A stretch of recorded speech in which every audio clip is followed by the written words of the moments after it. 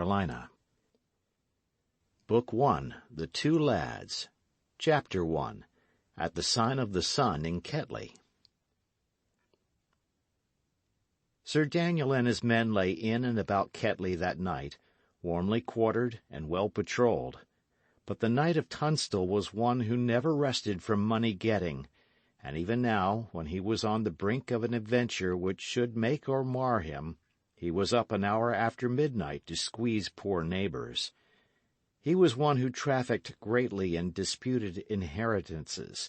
It was his way to buy out the most unlikely claimant, and then, by the favor he curried with great lords about the king, procure unjust decisions in his favor, or, if that was too roundabout, to seize the disputed manor by force of arms, and rely on his influence and Sir Oliver's cunning in the law to hold what he had snatched. Ketley was one such place. It had come very lately into his clutches. He still met with opposition from the tenants, and it was to overawed discontent that he had led his troops that way. By 2 a.m, Sir Daniel sat in the inn-room, close by the fireside, for it was cold at that hour among the fens of Ketley. By his elbow stood a pottle of spiced ale. He had taken off his visored headpiece, and sat with his bald head and thin, dark visage resting on one hand, wrapped warmly in a sanguine-colored cloak.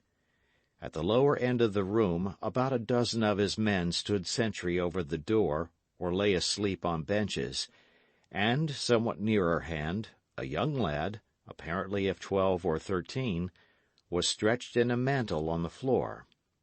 The host of the Sun stood before the great man.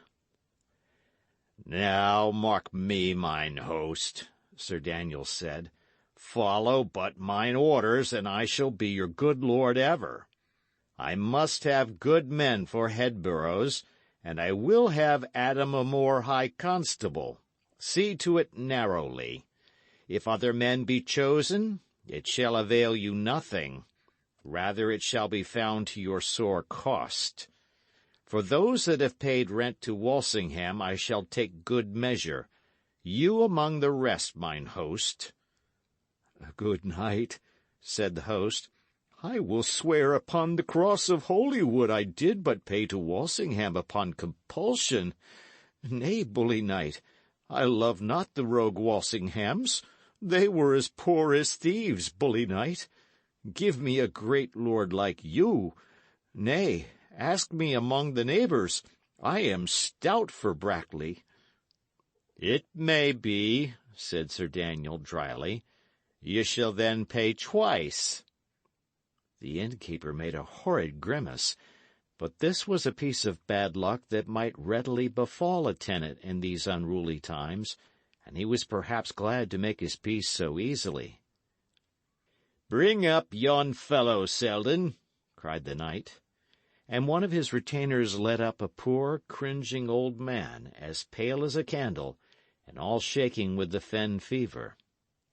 "Sirrah," said Sir Daniel, "your name?" "An it please your worship," replied the man, "my name is Condall of Shoreby, at your good worship's pleasure." "I have heard you ill reported on," returned the knight. "Ye deal in treason, rogue.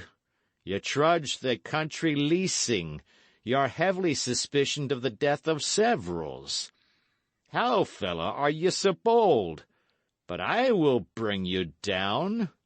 "Right honourable and my reverend lord," the man cried, "here is some hodgepodge, saving your good presence. I am but a poor private man, and have hurt none." "The under-sheriff did report of you most vilely," said the knight. "Seize me," saith he, "that Tyndal of Shoreby." "Condall, my good lord, Condall is my poor name," said the unfortunate. "Condall or Tyndal, it is all one," replied Sir Daniel coolly. "For by my sooth ye are here, and I do mightily suspect your honesty. If you would save your neck, write me swiftly an obligation for £20. For £20, my good lord, cried Condall. Here is midsummer madness. My whole estate amounteth not to 70 shillings. Condall or Tyndall, returned Sir Daniel, grinning, I will run my peril of that loss. Write me down 20, and when I have recovered all I may, I will be good lord to you, and pardon you the rest. Alas, my good lord, it may not be. I have no skill to write, said Condall. Well a day, returned the knight. Here then is no remedy. Yet I would fain have spared you, Tyndall, had my conscience suffered. Selden, take me this old shrew softly to the nearest elm, and hang me him tenderly by the neck, where I may see him at my writing.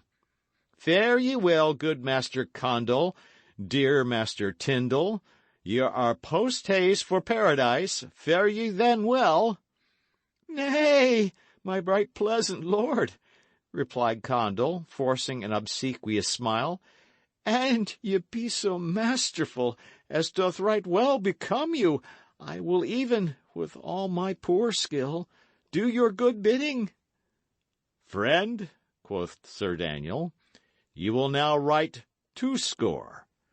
Go to, you are too cunning for a livelihood of 70 shillings. Seldom see him write me this in good form, and have it duly witnessed. And Sir Daniel, who was a very merry knight, none merrier in England, took a drink of his mulled ale, and lay back, smiling. Meanwhile, the boy upon the floor began to stir, and presently sat up and looked about him with a scare.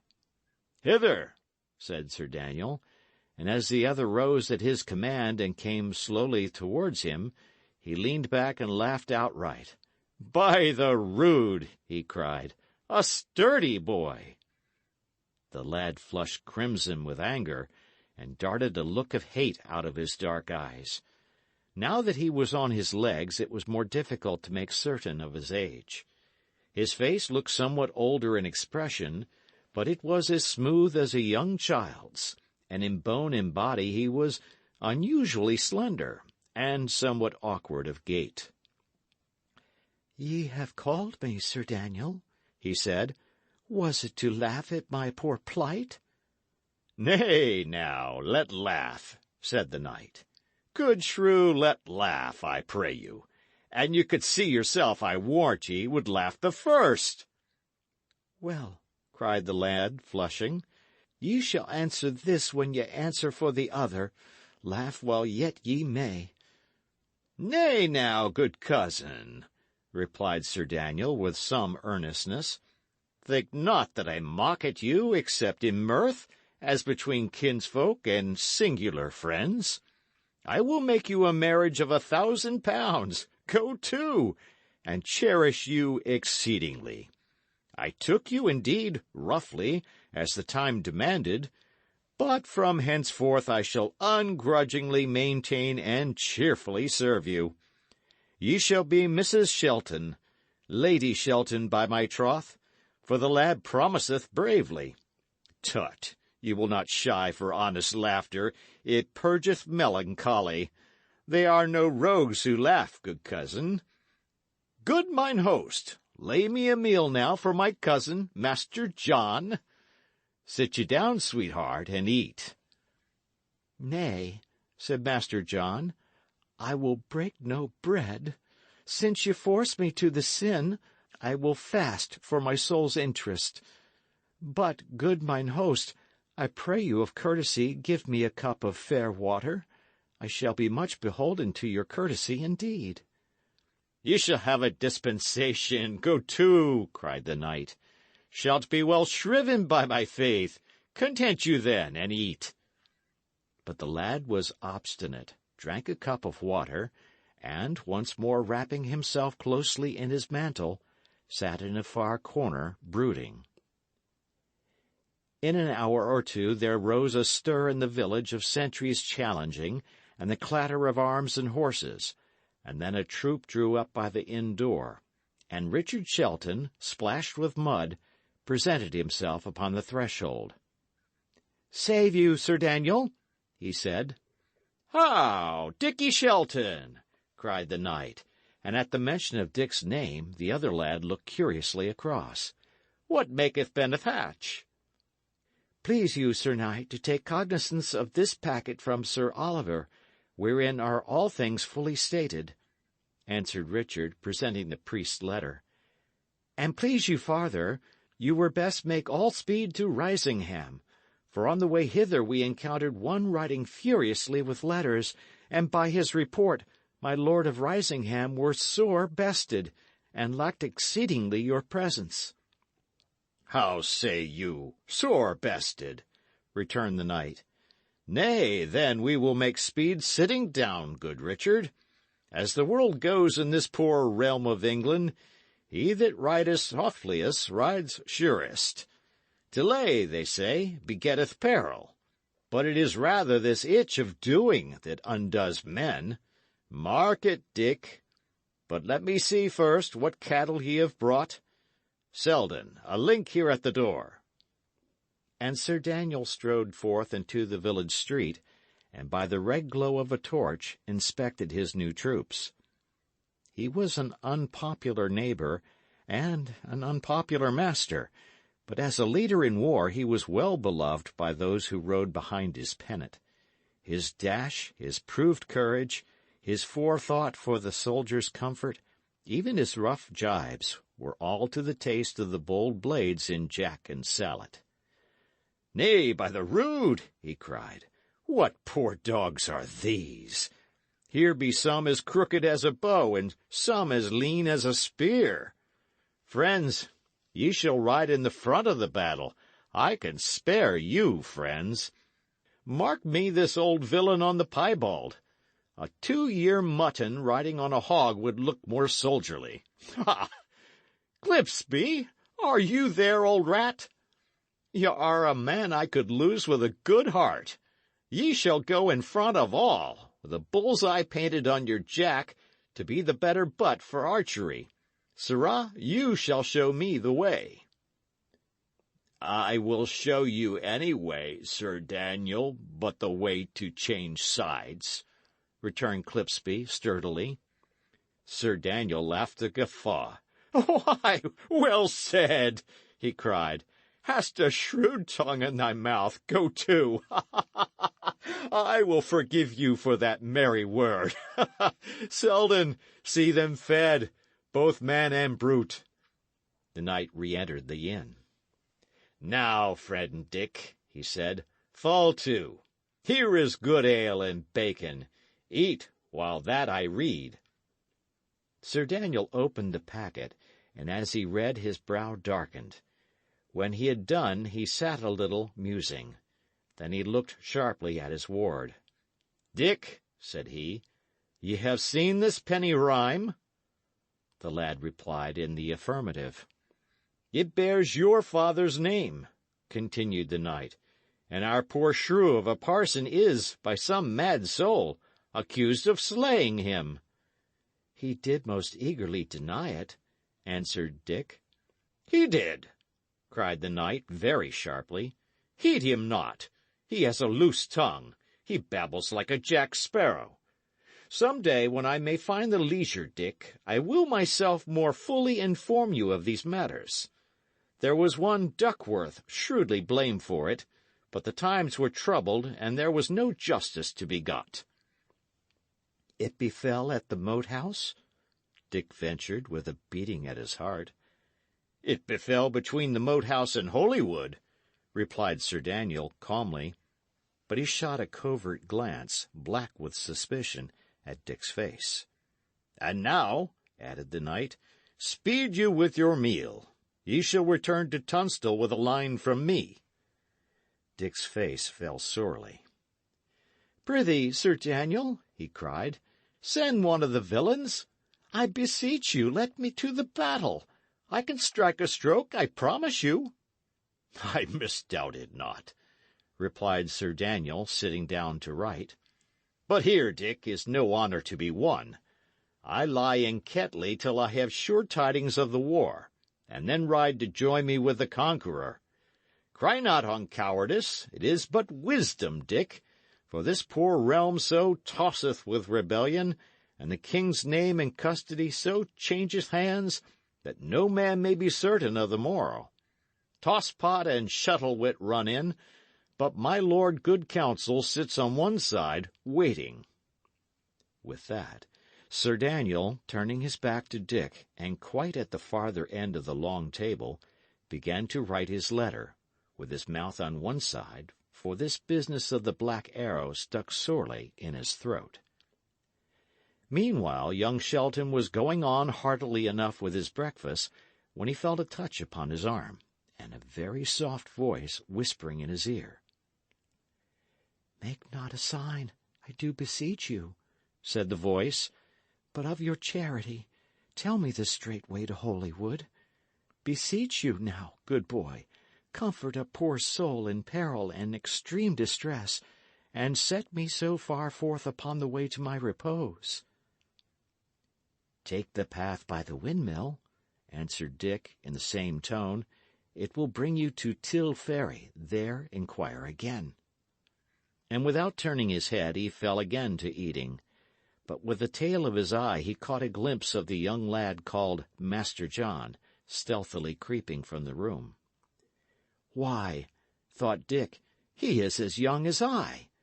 Good boy doth he call me, and I had known I should have seen the varlet hanged ere I had told him. Well, if he goes through the fen, I may come up with him and pull his ears." Half an hour later, Sir Daniel gave Dick the letter, and bade him speed to the moat-house. And again, some half an hour after Dick's departure, a messenger came in hot haste from my lord of Risingham. "Sir Daniel," the messenger said, "ye lose great honour, by my sooth. The fight began again this morning ere the dawn, and we have beaten their van and scattered their right wing. Only the main battle standeth fast. And we had your fresh men, we should tilt you them all into the river. What, sir knight, will ye be the last? It stands not with your good credit." "Nay," cried the knight, "I was but now upon the march. Selden, sound me the tucket. Sir, I am with you on the instant. It is not 2 hours since the more part of my command came in, sir messenger. What would ye have? Spurring is good meat, but yet it killed the charger. Bustle, boys!" By this time the tucket was sounding cheerily in the morning, and from all sides Sir Daniel's men poured into the main street and formed before the inn. They had slept upon their arms, with chargers saddled, and in 10 minutes 50 men-at-arms and archers, cleanly equipped and briskly disciplined, stood ranked and ready. The chief part were in Sir Daniel's livery, murrey and blue, which gave the greater show to their array. The best armed rode first, and away out of sight at the tail of the column came the sorry reinforcement of the night before. Sir Daniel looked with pride along the line.